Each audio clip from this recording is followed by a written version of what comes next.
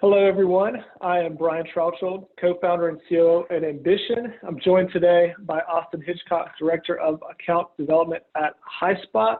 Austin, thanks so much for joining me today. Thanks for having me, Brian. I'm excited.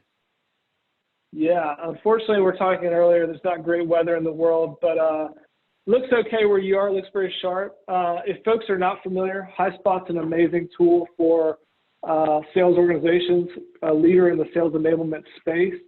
Could you just do a quick blurb about why people should check out Highspot? Yeah, absolutely. So Highspot's a sales enablement platform that helps elevate customer conversations to help drive strategic growth. So I think one thing that separates us from our competitors is really the ability to drive that strategic growth and ensure that it's aligning all cross-functional teams to what the go-to-market side of the business truly cares about.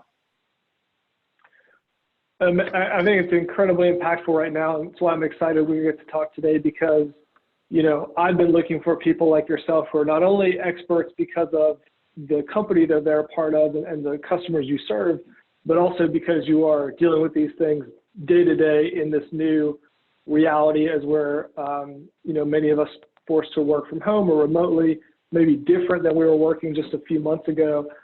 Maybe just to jump in, you know, what are some of the challenges you've been seeing with this transition to work from home or remote, as well as what are some of the best practices for, you know, remote training and communication as you guys get through it? Yeah, it's a good question. I think for my team in particular, we have nearly 100 account development reps supported by about 10 managers. And first and foremost, the biggest struggle that we have is maintaining motivation and teaching reps how to work from home and how to work from home productively.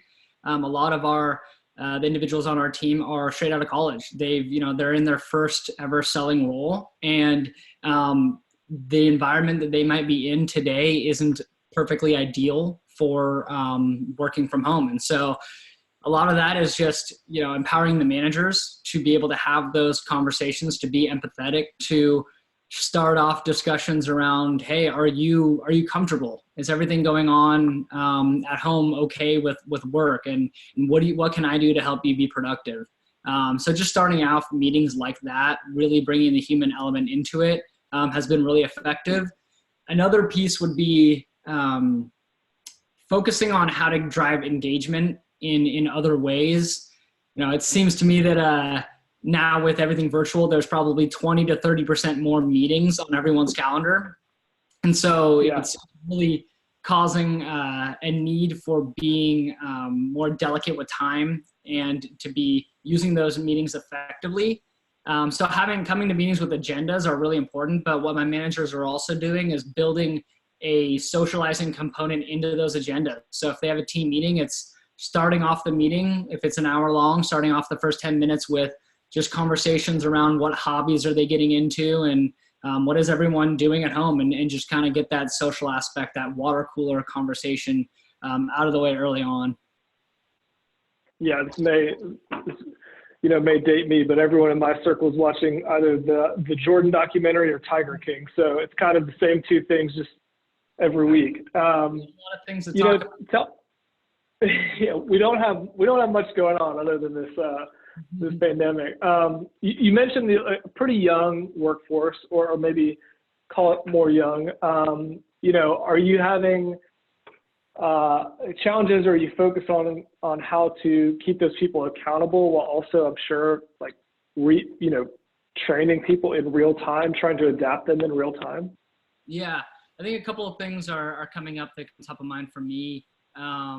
As in regards to keeping them accountable, I think what's really entertaining is leveraging competitions. You know, everyone on the team is an individual contributor, so not a lot of what they do impacts their peers and vice versa. And so getting them to feel more a part of a team has been really effective recently.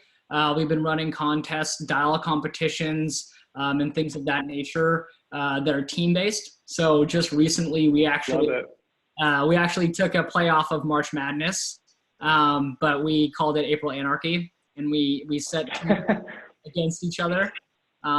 Being that we have 10 managers, so 10 separate teams of about 10 reps each, we have a lot of flexibility to be able to create different competitions and pin people against each other and just bring out that competitive drive. And I think that gives everyone something to talk about that's not just about their sales performance, but also just the work that they're putting in that goes into that.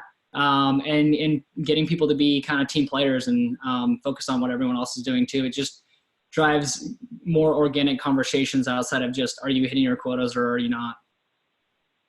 Yeah, I love that. I hesitate to ask, are you running those competitions at Ambition? Absolutely, yes. And all right, good, great. That wasn't even even pre-built. The biggest thing that I would say is the ability to bench people. That's been extremely helpful for us because we ran these competitions the last week. We did a whole week-long bracket challenge essentially, and we have meetings that are overlapping those preset competition times. So as long as a manager has the ability to bench a player on their team, essentially take them out of that competition, we could then run the competitions to make sure the averages were fair, depending on how many people are competing against one another. So teams that have 8 people on their team versus a team that has 6 or whatever the numbers are, it's fair and people can compete effectively. So I love that part. That's awesome. That's a great plug. Tell me about once again, like these people how they're selling and like the needs of their customers are probably changing. I'm sure you're having to adjust your content, adjust your value proposition in some ways. How have you guys been doing that from your position as a director? Yeah, I think one thing that we're struggling with would be breaking through the noise in prospecting today, because my team is really having those introductory conversations with our prospects. It's no surprise that people aren't as open to having conversations with salespeople right now, and I think part of that is because of everything going on, and part of it's also because of the virtual component. And so a couple of things that we've been doing to separate ourselves and to break through the noise. Number one, it's incorporating video.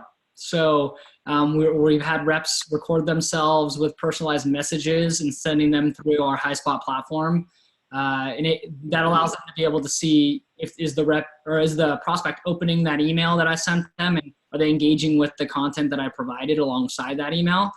And so it's been really effective, specifically for above the line contacts. So really the VPs and C-suite prospects that we're trying to get in front of, we have to break through the noise. We have to deliver some sort of value to them and some sort of personalization to get a response. And that's been really effective. I think also just with everything going on in the world, people with more decision-making ability also are more willing right now to take calls, because they understand that as we're continuing to move through this uncharted territory, they still have to compete. They still have to sell effectively. They still have to enable their sales teams with the right messaging and the content. And so they're more receptive and understanding that a tool like Highspot can help them with that.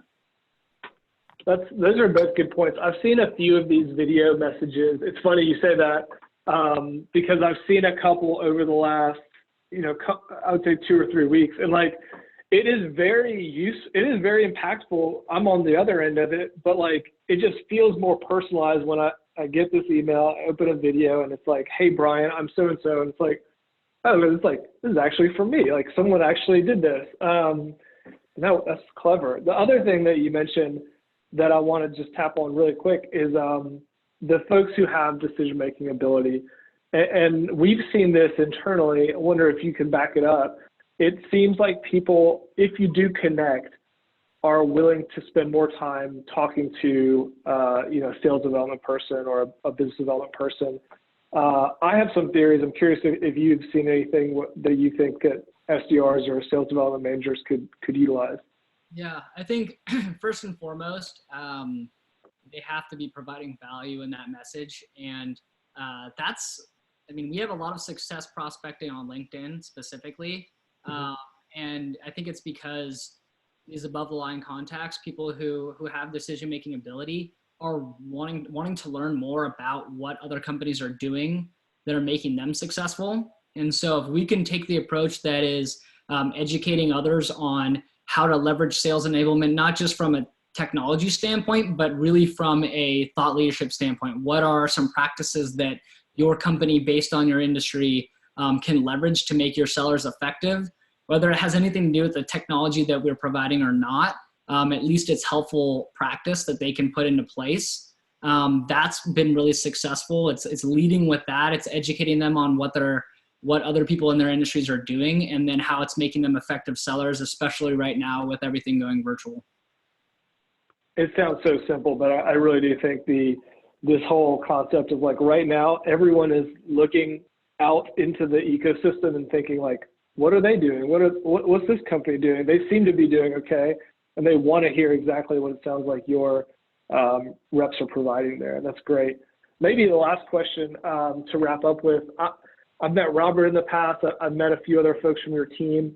You know, I've heard a little bit about the Highspot culture. I'm curious if you think that like the culture and the just the DNA of the company is impacting how you guys persevere or even maybe excel through what's happening out there.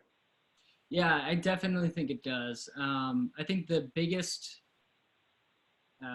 factor behind our culture is this notion that we have of promoting from within. My team specifically is the team that's most impacted by this. And, our philosophy is if we can bring in top talent early on and grow them into different areas of the business, we can kind of have our own farm system essentially of top talented reps. I think sales is a profession that isn't as highly sought after straight out of college.